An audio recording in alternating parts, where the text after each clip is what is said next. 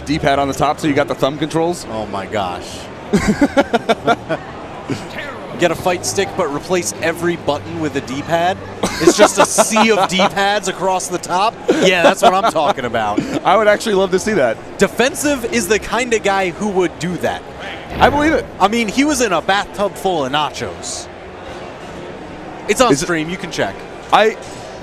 This man's stream is ridiculous. If you have not checked out twitch.tv/defensive. I've seen some of his streams, but I don't know about the nacho cheese thing.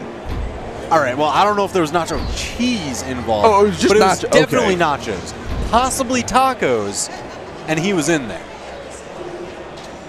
Huge advocate for Taco Bell, that guy. I know that. He was talking about having a stream meetup at a Taco Bell somewhere around here. But either way, we got the first game going on right now. We got Hojo versus Defensive. Defensive on the Ragnar, and Hojo on the taking a book out of Brian's playbook. No kidding. The Velocity team sticking to that Taros and doing a lot of throws as well. It's very reminiscent of Brian as well. Yeah, I mean, you know what, Taros, he's got an absolutely devastating signature kit, but so does Ragnar. That is one of my favorites, that Arc of Fire Breath over the top, one of the best anti-airs in the game. The Flamebrella? The Fuego Breath. I mean, there's a lot of names we could give it, but either way, right now, just a little bit of damage being traded back and forth, and there's the first KO from Hojo on the Defensive, and that's going to be just a simple side air off on the right side. That was a disgusting read. I mean, just watching Defensive dodge through, and Hojo fully expecting it, already starting his attack. Defensive looking for the recovery, not going to find it, and going into the neutral light, now into the side air. Just something he can find to push him off stage, and there it is, the side air. Weapon throw not going to connect, though, and that's going to let Hojo get back in a dangerous position. He put himself right above the Taros, which that neutral sig, while he's got the hammer, is an extremely precarious position to be in, because if you get caught, you're thrown and you're gone. Oh yeah, absolutely, and especially Taros. I mean, he's such a high-strength legend with two of the hardest-hitting weapons in the game. Yep. Any of those side airs, any of those aerials in general are usually exceptionally strong on both of these weapons. Oh, yeah. Oh, Defensive searching for the breath.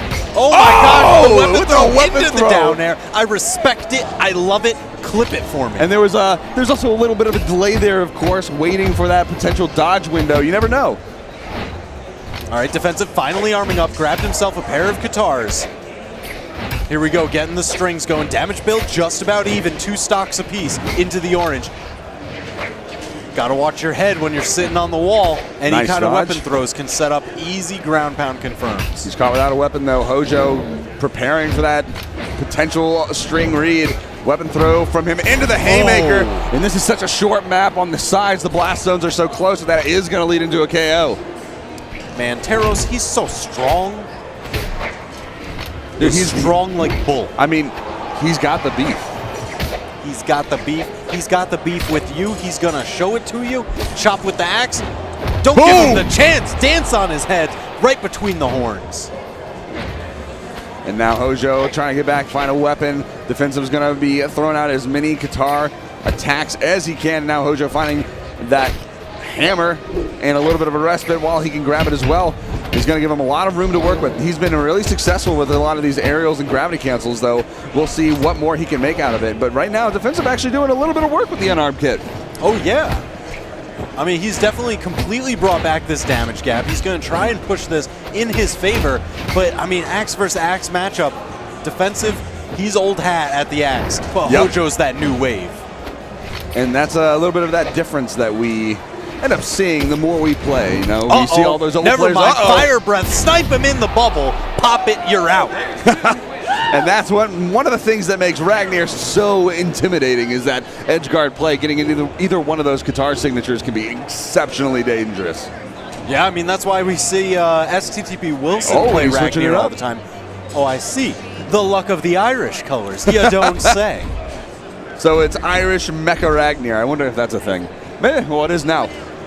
Better be. Well, personally, my favorite is the Ashen Dragon.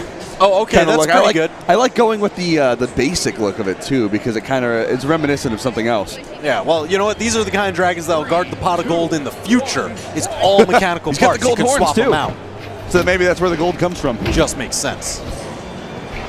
getting off the bat, going back to the same map as well. Brawlhaven, one of the shortest, smallest maps in the pool, and it's going to allow both these players to find early kills. It's going to be a little bit more beneficial, I think, for Hojo because he's got those really hard-hitting, high-force abilities. Oh, yeah, absolutely. I mean, that Taro strength, this is exactly where you want to be. A little bit of pressure from defensive and a little bit of trading as well between Hojo and him, and this is going to be just whoever can find that KO zone the soonest. Defensive throwing the axe, trying to get his way in. Oh my gosh, the hardest of reads, but nobody biting. Defensive with the stage control here. Just constantly knocking Hojo up, down, left, right, out off the top. All right, Hojo waiting for that weapon spawn, clearing defensive off the field so he can arm up with that hammer.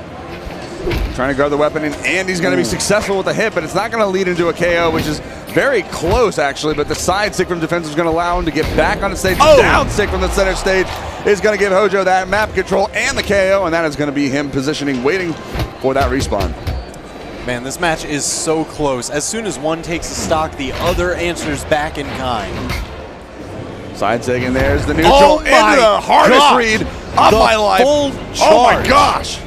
Getting all that extra damage. What a huge read on his part.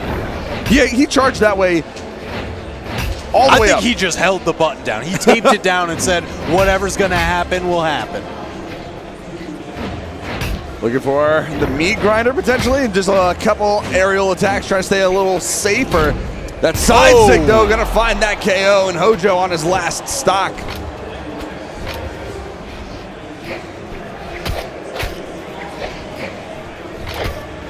Defensive, they did lock in. You know what? He is, I saw, sponsored by Broken Alliance. Did they pick him up as a streamer?